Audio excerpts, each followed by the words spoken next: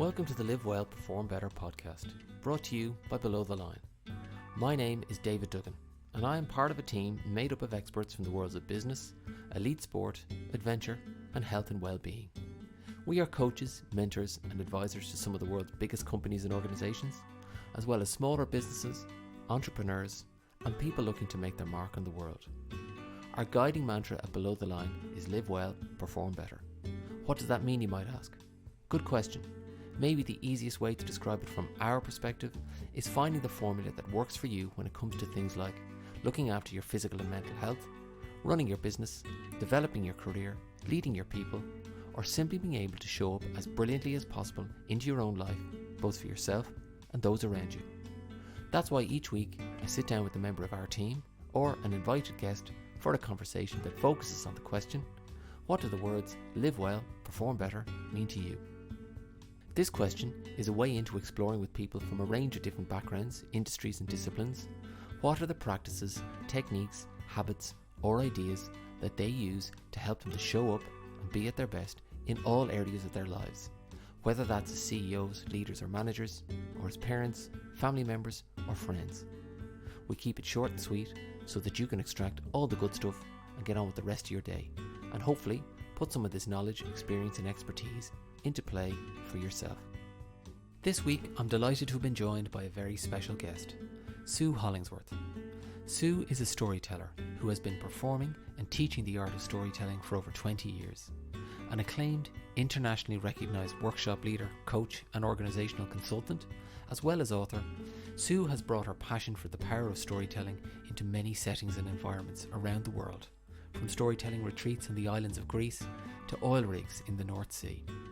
Sue joined me from Cape Town, South Africa, where she was hosting a storytelling workshop and writing her second book. And in this wide-ranging discussion, she talked to me about where her love of story first came from, what storytelling can teach us about ourselves and our lives, as well as the practices and habits she engages in to help her be at her best for herself and those she works with. As you might expect from talking to a storyteller, this was an inspiring conversation full of expression, images, ideas, laughter, and above all fun, with a person who is truly living a life in thrall to an ancient form of communication that holds the promise of awakening the inner child that exists within us all. Please subscribe at www.belowtheline.ie, where you can stay up to date with our podcast, as well as our exclusive online sessions available through our Press Pause coaching community and our story coaching programs. Thanks for listening, and see you next week. I'll start with the first question, which is, please tell me, why do you do what you do? So I've always loved stories. I'm a storyteller, and right from a child. So for me, they've always been a way of making sense of the world, of having magic in my life, of expanding my boundaries so that I'm not just Sue Hollingsworth living in a little street in a big city, just an anonymous person, but that I have a sense of myself being on an adventure through life because I've read a lot of adventure stories, or I'm on a quest to find something. So I've always thought of my life in a storied way. But why I do what I do now, I guess, is that when I was in business before I became a storyteller. I was successful and I enjoyed it. And I traveled all around the world and I did all kinds of interesting things, but I burnt out. I completely burnt out. I mean, I came to a standstill. And it was at this time that a friend of mine gave me a birthday present, actually, of a ticket to a storytelling festival. Now, I'd never even known that such a thing existed, but I went along. And I was mesmerized, David. I mean, I'm talking enchanted, mesmerized. I'd been used to doing big presentations. I've been used to be doing big presentations to a lot of people. But I could see that these people on the stage telling stories were doing something else, something that I couldn't even see. But I knew that in myself, I was waking up. I felt full of excitement, full of potential and possibility, like I used to when I was a child. And so at the end of that weekend storytelling performance, I thought, I don't know what this is, but I want it. I really need this in my life right now. It's the antidote, if you like, to the burnout. So I do it because it makes me feel alive, and it makes me feel excited, and it makes me feel that the world is a huge place full of potential and opportunity. And I have the ability to see myself moving through it, living different kinds of stories. Wow, that's all. That's all, yeah. Fantastic. And just tell me more about that awakening moment. And you spoke about reconnecting with something from your childhood, but yeah, just tell me more about that and that feeling, and just where that took you. Well, when I say the word life, or I felt alive, you can see that there's a polarity there between the burnout, where it's like a death experience. There may be people listening who have experienced burnout, or maybe feel like they're heading to it, but it just feels like you're becoming less and less of who you are, and that you become more and more automated, in a way, working on autopilot, and that your life shrinks, and you just have to kind of get through what you have to get through each day. So it's not an experience that makes you feel full of beans, full of life and full of excitement. So the absolutely opposite thing happened to me. It was so wonderful. You could, if I give you an image, because storytelling is all about images, it's all about pictures. I felt like a desert.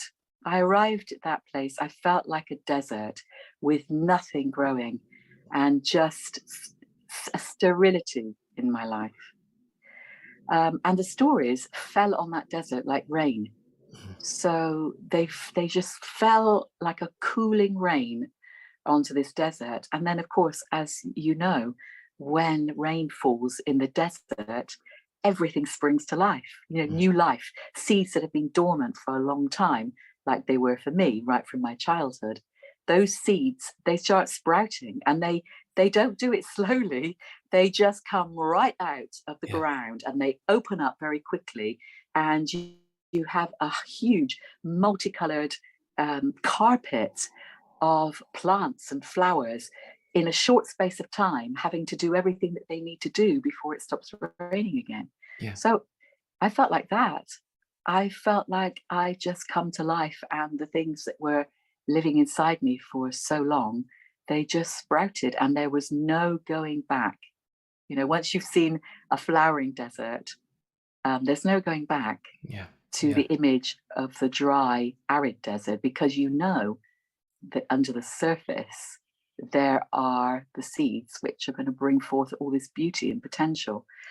So it was truly life-giving, in a big way. And of course, you have that word live and life in your strapline for below the line. So I'm assuming that also means a lot to you. Live well, be alive. I could say, be alive, have as much life energy as you possibly can, because that's what you use to go out into the world to do whatever it is you need to do.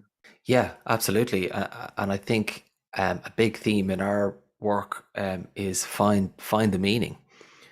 What's the so what of what you're doing? Obviously, if you can't find that, you've got to find it somewhere else. But and I think that's where storytelling can be so powerful, to help people find and explore meaning, because often the answers are hiding in plain sight, but we just don't take the time to or give ourselves the permission sometimes just to explore them.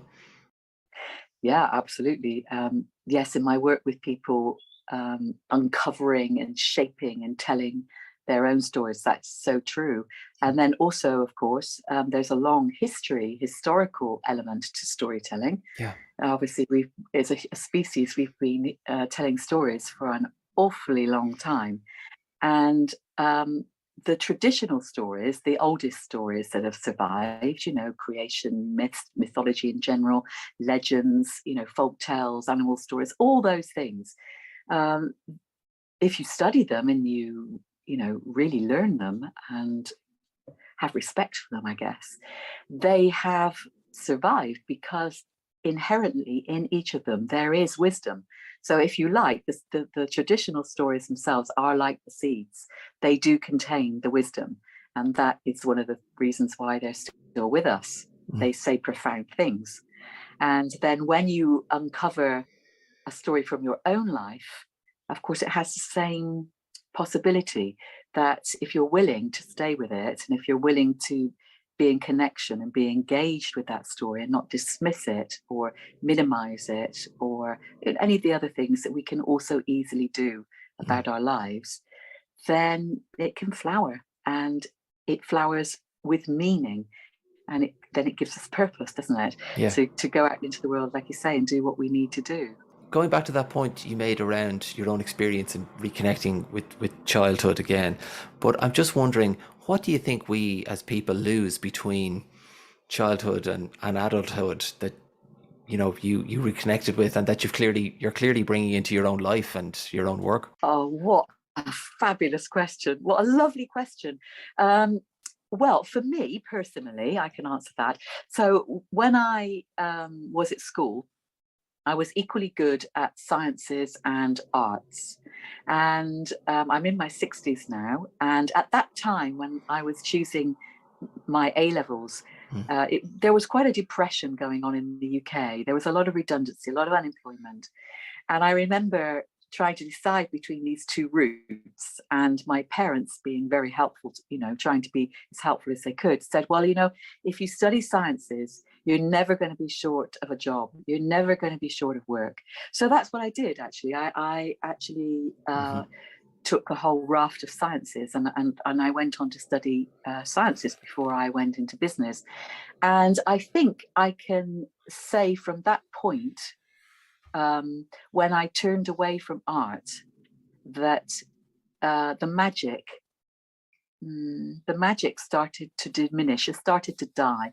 The magic that comes through, color and movement and dance, or all the different arts. So I think it probably started there, and it took a long time to reach the burnout stage. But I think it was a progressive journey of a loss of meaning and a feeling as though I became almost like a machine with a purpose in society that I was supposed to fulfill. And that was through doing certain tasks and obviously getting certain results. And that doesn't really allow for much magic. So magic would be the key word that comes up for me when you ask that question. Yeah. What do we lose? Possibly other people are the same as me. I know that I've spoken to a lot of people in my work who have had the same feeling. They may use a different word, but for me it was a loss of magic, and alongside that, David, a loss of wonder. I think that's probably a key thing, that the world became absolutely explicable. I could explain it through my education, through my scientific training. I could explain the things that I saw. And so wonder was not there anymore. Yeah. And magic for me is very closely associated with that. And I think, that's something which causes us to age rapidly, I think, if we don't have wonder in our lives. And, you only got to see a small child, haven't you, walking down the street on a rainy day, and then they crouch down to look into a puddle and they've seen something and they're absolutely mesmerized. And they can be there for ages, and they're just in the wonder of it. But when we know, water comes from clouds, it comes down, of course it's just rain and we're hurrying to get to the shops, we don't see the beauty or the magic or the wonder of the puddle. But for me, storytelling is very much about directing you to the wonder and magic of the world around us through the portal of art, through the portal of the spoken word. It also seems to me, and people can find you on online, but there's a strong sense, there's some talks on YouTube that people can find, but there's a strong sense I get of play and the importance of play and being playful. Oh, about you and the work that you're doing, because I mean I'm talking to you now from Cape Town, and there's storytelling workshops and all that, but there's an element of getting people to play and be light with themselves and their stories, etc. oh, yes, that's absolutely the case. Yeah, Yeah. And that's connected, isn't it, to that childlike wonder, yeah, that playfulness that we also lose. We yeah, see a child going down the street. They don't walk like I do now.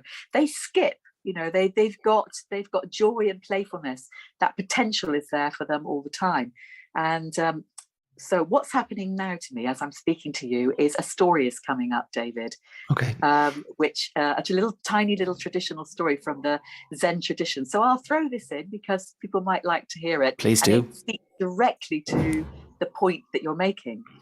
So in this story, which is really quite old, comes from, as I say, from the Zen tradition, a old Zen archery master was walking down a road on a long journey back to his training ground in another city.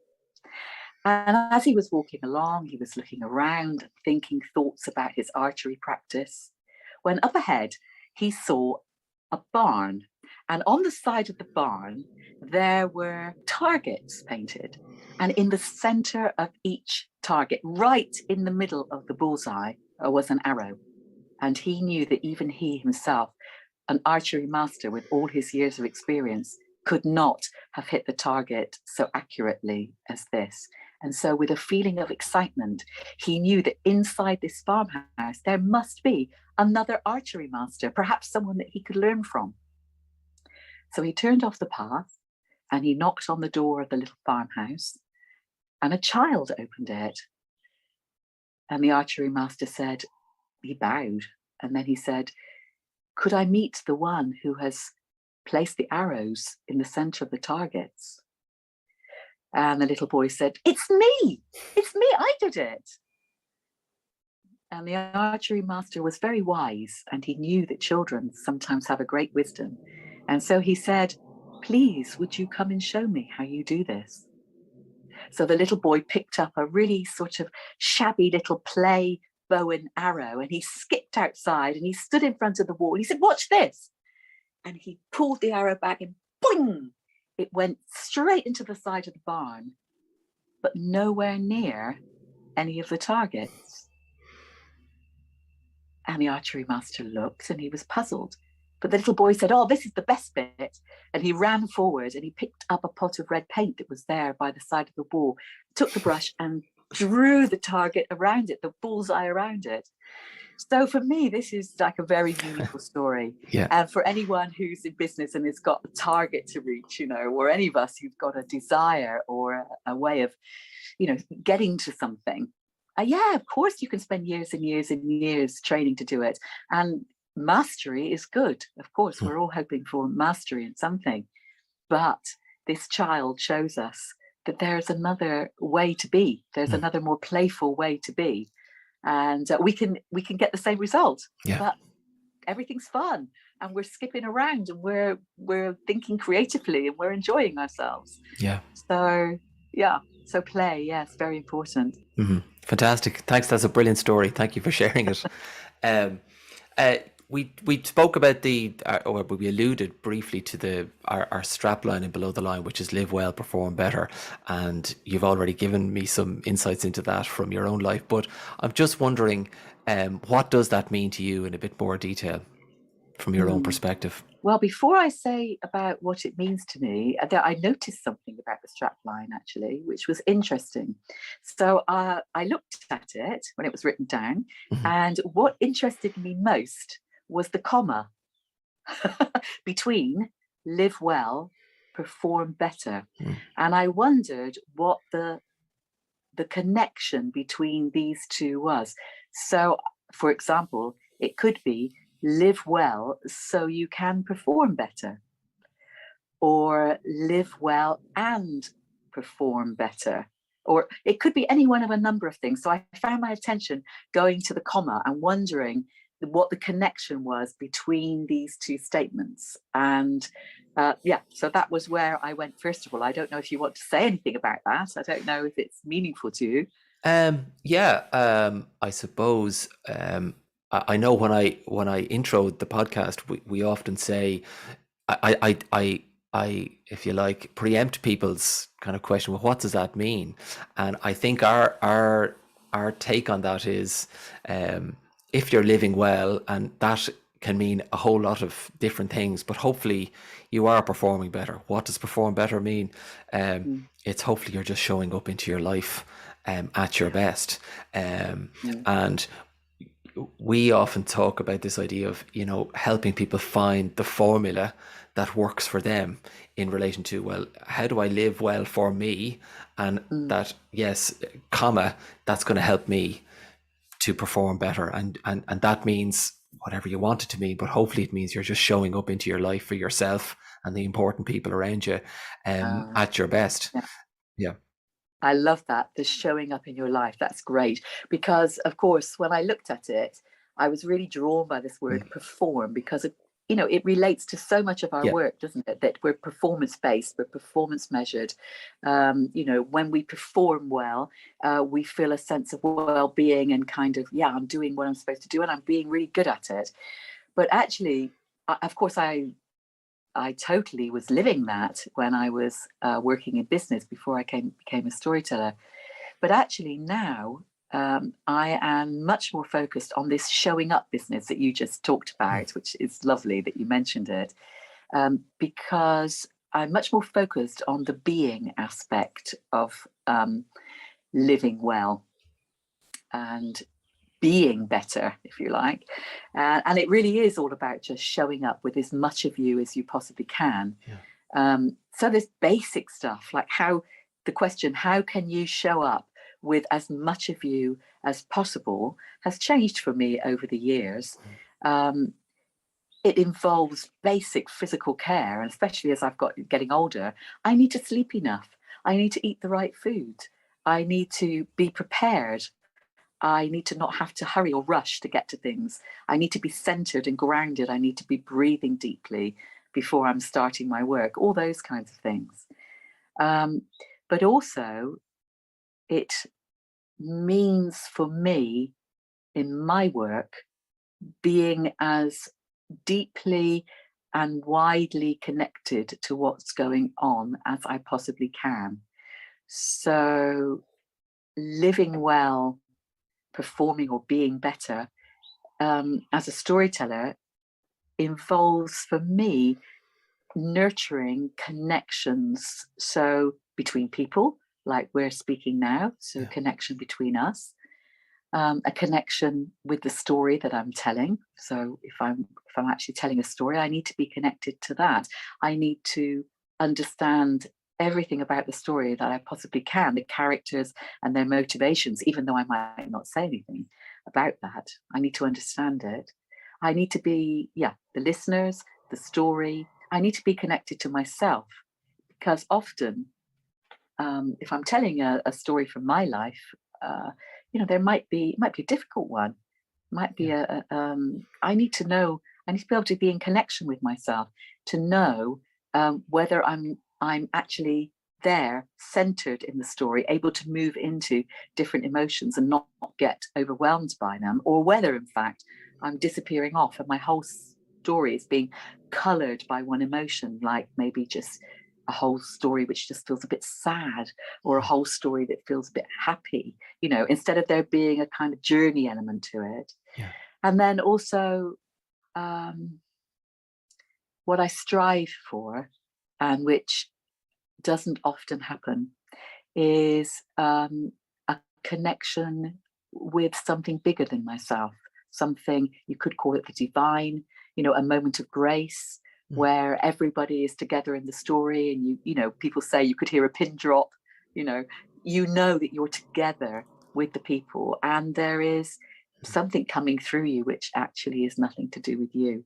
Yeah. And that doesn't happen that often, but I try to work towards it happening more often. And when it does, that is the most fulfilling thing that allows me to know that I am living well and I'm performing the very, very best I can, a service to bring um, story and all that it can bring, and the life-giving force of story and the healing force of story into whoever I'm speaking with through that channel. You mentioned a few things earlier on there. You spoke about sleep and those types of things. Yeah. But are there things on a daily, weekly, monthly? Are there habits, practices, rituals that you engage in to help you with trying to be able to channel yourself and your passion for story? Absolutely. So every day I meditate, not for long, but for about 15 minutes. Yeah. I also 3 or 4 times a week I do an hour's worth of Pilates. I walk every day. That's a really profound way for me to keep well. I find it very helpful. And of course, during the pandemic, so many more people have been walking. Yes. So it's been rather lovely to see that people have been going out and discovering this archetypal, simple process of just going for a walk and falling into the rhythmical breath, the rhythmical movement. I dance a lot in my work, so movement is very important. Let's see, what else do I do regularly? So meditation, Pilates. Well, of course, I knew there was something else. I do breathing exercises and voice exercises regularly. So, a storyteller works through their voice. Yeah. So we're often not aware of our voice. And I can certainly tell you that when I started storytelling, my voice did not sound anything like this, David. It was very high-pitched. It was quite breathless. And it didn't have much resonance. Right. And that's not the kind of voice that people want to listen to, which is a bit of a drawback if you happen to be a storyteller. So on a regular basis, I do breathing exercises and I do speech exercises to develop my voice and to keep it fine. And that actually was very difficult during the pandemic, because a lot of my work transferred to online, as it did for so many people. And so I didn't have a reason to really exercise my voice. I didn't have to fill a large space, So when it became possible to work face to face again, I was talk about preparing to perform better. I was sort of doing my breathing and voice exercises every day, building up for about 3 weeks to the first time that I was actually working face to face with people again. And I'd imagine that the breathing exercises were getting the diaphragm back working. And in terms of the voice exercises, what are they? That sounds fascinating. Well, sometimes they're what I would call speech exercises. So you're looking at all the things to do with speaking clearly, so that it's particularly these days the ends of words. People drop the ends of words and things like that. So you're working with particular exercises to develop the consonants, which come at the beginning and the ends of words. And then also you're working with the vowels, because the vowel sounds carry emotions. And obviously storytelling carries emotion as well. So you're wanting to develop that too. You're looking at dynamic, how quickly and slowly can you vary the pace? All these kinds of things. And of course it all sits on the breath.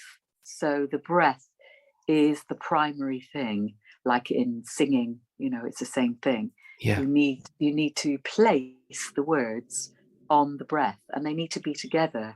So very often when I'm working people at a more advanced level in storytelling, that this is the kind of thing that they have to look at. That often they take a sharp little breath like that, a kind of gasp, and then they're kind of almost holding it while they speak, and then they let it out at the end, for example. Or there will be a very staccato way of speaking, like this: I want to tell you a story, but I'm not sure how I'm going to do that. So people sort of pause in odd places, and you're wanting to help them with the flow of breath and the flow of speech, so that they can really feel that they can move into their story with an ease that allows people to really be able to relax and listen to it. Because I know as part of your work, you work with teams and you work with executives in the corporate world, and I'd imagine that type of stuff would be quite eye-opening for them and potentially very useful. Yeah, it can be, because obviously in the corporate world they're really wanting to be impactful with their storytelling. And what I find is a lot of work that I do there is that by the time people have got to a very senior level, or a level where they've realized that the ability to tell a story well, a good story well, is a key competency, they've gone through so many presentation courses where they've been told, to not walk up and down and to do this with their hands and to blah, blah, blah. Actually, I find a lot of what I have to do first is unpick that. Yeah. Because that's like a mask that they've been taught to wear to do this thing called a presentation. And actually, what storytelling does, because it's all about connection, is you have to actually reveal yourself. You have to show yourself so that people can know who you are. I mean, who's going to follow someone if they don't even know who they are? This is what storytelling really does. It says, here am I, and I'm showing myself to you, and I'm telling you why I'm really passionate about this and why I believe this is going to be really great for all of us. So a lot of my work is unpicking those very left-brained kind of ways of giving a presentation, so that they can then be open to the possibilities of working with their stories artistically as well as practically, because you're trying to combine the two. You're trying to combine the what you say with the how you say it. And I've seen wonderful things happen to people, when they've actually realized that they can do this and be absolutely themselves. In terms of organizations and organizational life, I'd love to know get your perspective on bringing storytelling into organizations. You just give me your perspective on that, and how powerful can it be? Well, when I first started off, I was one of 3 people who started the first storytelling consultancy in Europe, actually, back in 1997. And what we imagined was that people in organizations would not want to use the word story, would not be interested in storytelling, because, of course, that's all that once upon a time stuff, isn't it? Fairy tales and things like that. And what was absolutely a revelation, David, it was a revelation, was from the word go, from my very first client, who was Shell, bless them, Shell. Employed me to come in, and you would not think that the petrochemical sector would be the first one, but there they were, and they were very eager. They embraced it totally, and they were absolutely willing to take on the new language and look at their lives and what they did and what the messages that they were sending out into the organization through the lens of storytelling. So what I've learned is to be fairly fearless with that, to assume that the reason that I'm there is because something in the organization wants to reach for something higher than where they are now. In other words, I totally trust and put my faith in the goodwill and direction of the people who've brought me in. And I try to speak to that higher level, if you like, that they're wanting to reach. And I don't hold back. So, for example, one of the things that I often say to them right at the beginning, if I'm working with a group of leaders, is, okay, what is a story? And there's usually like a great silence, because, as you say, the word story is bandied around quite a lot these days in business, isn't it? Like the word journey. Yes. There's some words that they blossom and bloom, and then they kind of wither on the vine a bit. Yeah. Sometimes feel it's a bit like that with story. We might be going there. And I just said to them, well, what is it? And that is quite a good conversational opener, because people have to really grapple with, well, what makes a story different from any other form of speaking and communication? And we have to really home in on it. And there's some very profound differences about what makes a story that can help us look at the world differently. And usually by the time they've thrashed that out and had a good old conversation about that, they're already getting intrigued about, oh, I never really thought about this before. And they're ripe for opening up to the possibilities of what storytelling can do. But to be honest, I have, in all the time since 1997, I can honestly say that I've never worked with a group of people who didn't succumb to the absolute mystery and magic of storytelling. They may have been a bit resistant in the beginning. And when I was working at Shell, I remember particularly a group of oil riggers who were flown in from the oil rigs to have a whole day on storytelling with me. Can you believe it? Wow. You know, these were big, beefy guys, you know, coming in by helicopter with their overalls all stained with oil and taking off their kit in the lobby, and then in they come, and there's me, you know. So I'm not saying it's an easy journey, but you know, it's there's such wonderful associations with storytelling for most people, because most people were lucky enough probably to experience story when they were children and when they were perhaps going to sleep. So it's something they associate with being safe. It's something they associate with someone that they love, a parent, a mother, a father, telling them a story or reading them a story. It's a time of day when they're very relaxed. And it's also something they want to know about and something they want to find out what happens. So I think in the end, the seductive power of the story and of storytelling is so great that I think it's really hard to resist. Yeah. Do you think that an awful lot of people are aware or unaware of the story that they may be carrying? What's your experience of that? Another great question. Some exceptional people at an early age become aware of the story that they're telling. And some exceptional people make it to the end of their lives without knowing the story that they're telling.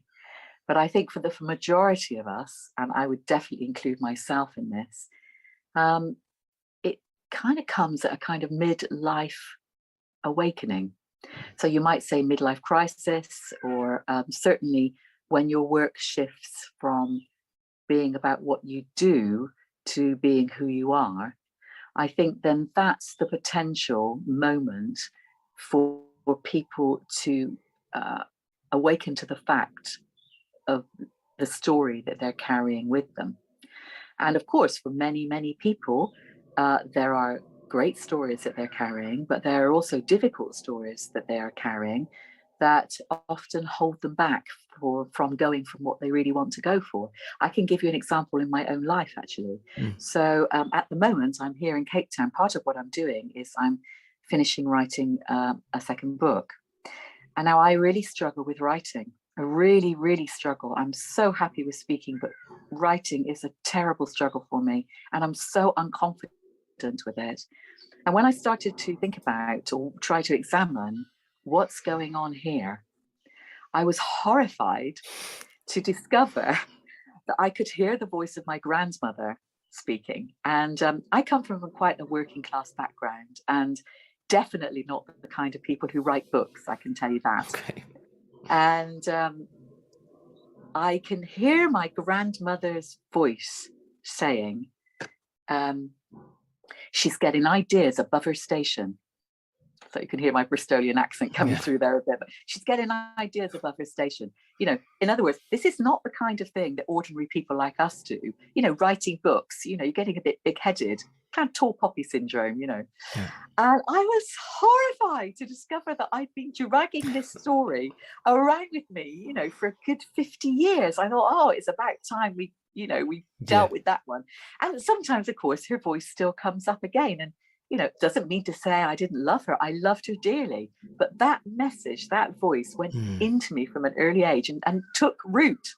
And sometimes you just have to uproot those stories which don't help you and plant some new seeds, which is, I've got to the point now, David, where I'm able to say to myself, writing is not my natural way of communicating.